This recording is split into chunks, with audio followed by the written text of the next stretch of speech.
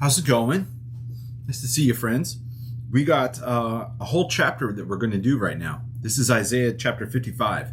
And before I read it, before we even have some questions towards the end, we need to say something very special about this chapter. This is it's a famous chapter, but it also comes at a unique place.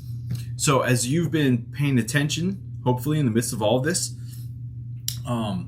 Isaiah's got a number of chapters, 66 of them. However, 1 through 39 is kind of historical. 40 through 55 is kind of poetic, prophetic. And then towards the end of the book, 56 to 66 is kind of eschatological, right? But this chapter is the last chapter in that middle third. So there's a 1 through 39 and then 40 through 55. This is the last chapter of that second section. And some scholars, when they read this book, they like to divide Isaiah up into three parts. It's usually called Proto-Isaiah, Deutero-Isaiah. It means first Isaiah, second Isaiah, Trito, which would be third. Well, this is the literal last chapter of second Isaiah. Now, different people have different theories about it, whether or not those three sections were written by different people, but that's contested. People don't know if that's true or not. But we can at least say there's definitely like a genre switch. There's definitely a change of tone and style between first part, the second part, and the third part. Well, this chapter wraps up all of that whole second part, what sometimes people call second Isaiah. And I'm going to read it to you in its entirety, chapter 55. And the best thing to do is maybe to sit and listen to it as it's read to you. And then I'll have a question for you at the end, okay?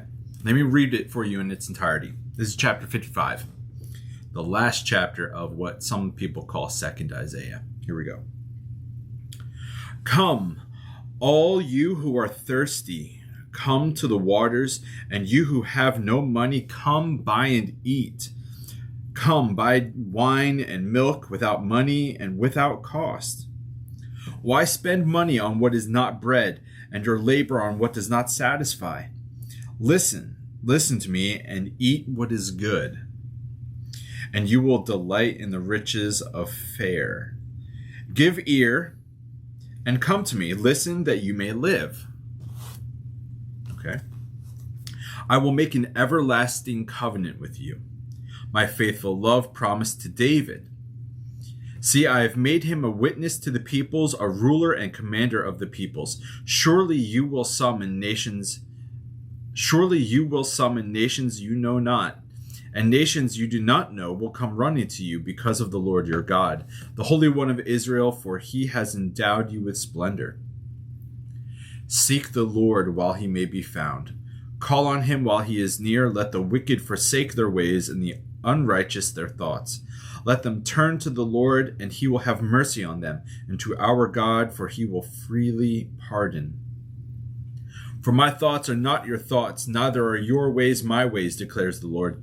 As the heavens are higher than the earth, so are my ways higher than your ways, and my thoughts than your thoughts.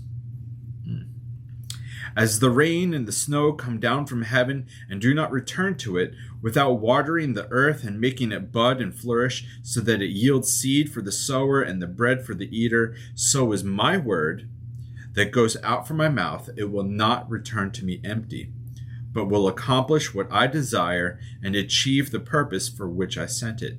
You will go out in joy and be led forth in peace. The mountains and the hills will burst into song before you, and all of the trees of the field will clap their hands.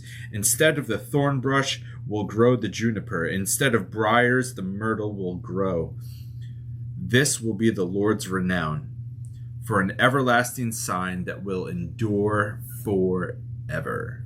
Thus saith the word of the Lord. This is chapter 55. Okay.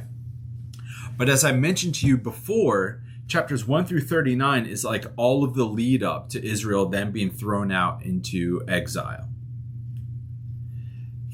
40 through 55 is about them being in exile and then them coming home. This chapter is about the exile being done. Now, in 40 through 55, there are some things where the prophet kind of reinterprets the exile that they're going through as like a new exodus, saying, listen, you're not being kicked out, you're being set free from something, which is like a brilliant reversal, right? But as you heard this chapter, and you might need to look it up again, that's okay. I have two questions for you. One, what do you think was the most hopeful verse or sentence from this chapter for the original audience? For the Israelites that are coming home from exile, what from this chapter, what verse or sentence do you think was the most hopeful thing for the original audience to hear? Question number 2. As you read this chapter, what verse or sentence is the most hopeful for you currently, right now? Because the scriptures are both timely and timeless. They were written for a particular people, place, and problem. However, these are passages that are somewhat timeless and can speak to people in any place with any problem. So if you are able, go ahead, comment, or maybe shoot me a text or an email, any one of those 3. Question 1, what do you think was the most hopeful verse or sentence here for the original audience? And what do you think is the most hopeful verse or sentence for you, the hearer, today? Thank you again. We'll catch you later. May grace and peace be with you, all right? Until next time. Bye.